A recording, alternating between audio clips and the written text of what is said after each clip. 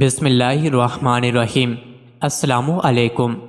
حکیم لقمان کالے کلوٹے نوبی غلام تھے۔ اللہ تعالیٰ نے انہیں حکمت و دانائی کا وافر حصہ عنایت فرمایا تھا۔ یہ غلامی کی زنجیروں میں جکڑے ہوئے تھے۔ بنی اسرائیل کے ایک شخص نے انہیں 3.5 سال مشغال کے عوض خریدا تھا۔ حکیم لقمان اسی کے گھر کام کرتے تھے۔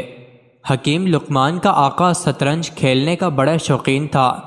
وہ شطرنج کے ذریعے جوا کھیلا کرتا تھا۔ اس کے دروازے پر ایک نہر بہہ رہی تھی۔ ایک دن وہ اس شرط پر شطرنج کھیل رہا تھا کہ فریقین میں سے جو ہار جائے وہ اس نہر کا پورا پانی پیے گا، بصورت دیگر ہارے ہوئے ساتھی کو جرمانے کے طور پر فدیہ دینا پڑے گا، جس کا تعین جیتنے والا ہی کرے گا۔ اتفاق یہ ہوا کہ حکیم لقمان کا آقا بازی ہار گیا۔ جیتنے والے ساتھی نے حکیم لقمان کے آقا سے کہا، تم کھیل ہار چکے ہو، اب شرط کے مطابق نہر کا پانی پیو یا فدیہ دو۔ آقا نے پوچھا، فدیے میں کیا چاہتے ہو؟ جیتنے والا بولا، فدیہ یہ ہے کہ میں تیری دونوں آنکھیں نکال دوں گا اور تیری ساری جائیداد پر قبضہ کر لوں گا۔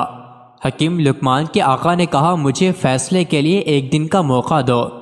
جیتنے والے نے 1 دن کی مہلت دے دی۔ حکیم لقمان کا آقا بہت رنجیدہ ہوا۔ وہ غمزدہ حالت میں بیٹھا تھا۔ شام کے وقت حکیم لقمان اپنی پیٹھ پر گٹھری لادے آئے تو دیکھا کہ ان کا آقا انتہائی رنج و غم کے عالم میں نڈھال ہے۔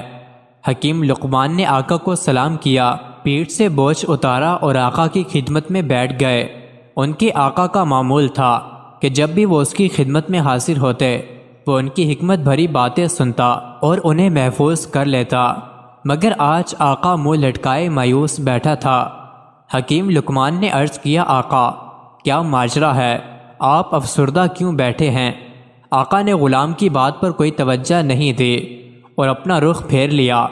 حکیم لقمان نے دوسری اور تیسری دفعہ اپنی بات دہرائی مگر آقا نے ان سے کوئی بات نہیں کی۔ بالآخر حکیم لقمان نے زور دے کر پوچھا، آقا آخر آپ اس قدر گمسم کیوں بیٹھے ہیں؟ اپنے درد کا اظہار کریں۔ اگر میں آپ کے درد کا مداوا نہیں بن سکتا تو اس درد میں شریک تو ضرور ہو سکتا ہوں، بلکہ یہ بھی ممکن ہے کہ آپ کی سنگین پریشانی حل کرنے کا میرے پاس کوئی نسخہ نکل آئے جو آپ کے حق میں مفید ثابت ہو۔ آقا نے یہ بات سن کر انہیں اپنے شدید رنج و غم کا سبب بتلا دیا۔ پوری داستان سننے کے بعد حکیم لقمان نے تسلی دی، آپ بالکل غم نہ کریں، میرے پاس اس شر سے نکلنے کا طریقہ موجود ہے۔ آقا نے بےتابی سے پوچھا، وہ کون سا طریقہ ہے؟ حکیم لقمان نے سمجھایا، جب وہ جیتنے والا آدمی آپ کے پاس آئے اور کہے کہ اس نہر کا پانی پیو تو آپ اس سے اطمینان سے پوچھیں کہ نہر کے دونوں کناروں کے درمیان والا پانی پیوں یا پہاڑ کی طرف کا پانی پیوں؟ آپ کا یہ سوال سن کر وہ لازماً یہ کہے گا کہ دونوں کناروں کے درمیانی حصے کا پانی پیو۔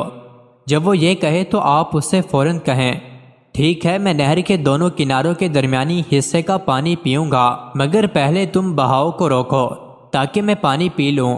اس طرح آپ پانی بھی پینے کی شرط سے نکل جائیں گے، کیونکہ آپ کا جیتنے والا ساتھی نہر کا بہاؤ نہیں روک سکتا، اور جب وہ یہ کام نہیں کر سکے گا تو نہر کے دونوں کناروں کے درمیانی حصے کا پانی پینے پر اس کا اصرار باقی نہ رہ سکے گا، یوں آپ کو چھٹکارا مل جائے گا۔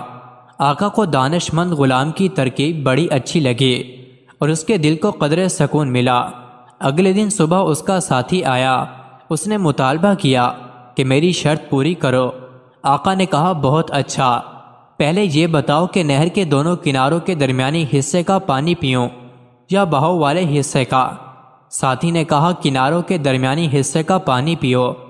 آقا نے کہا، بہت اچھا، اب تم یوں کرو کہ پہلے نہر کا بہاؤ روکو تاکہ میں تمہاری شرط پوری کر سکوں۔ ساتھی بولا، تم کیا کہہ رہے ہو؟ کیا یہ میرے لیے ممکن ہے؟ آقا نے کہا، پھر ہماری شرط بھی ختم ہو گئی۔ یوں یہ معاملہ بخیر و خوبی ختم ہو گیا۔ آقا بڑا خوش ہوا اور اس خوشی میں اس نے حکیم لقمان کو آزاد کر دیا۔ مزید ایسے ہی ویڈیوز کے لیے چینل کو ضرور سبسکرائب کریں۔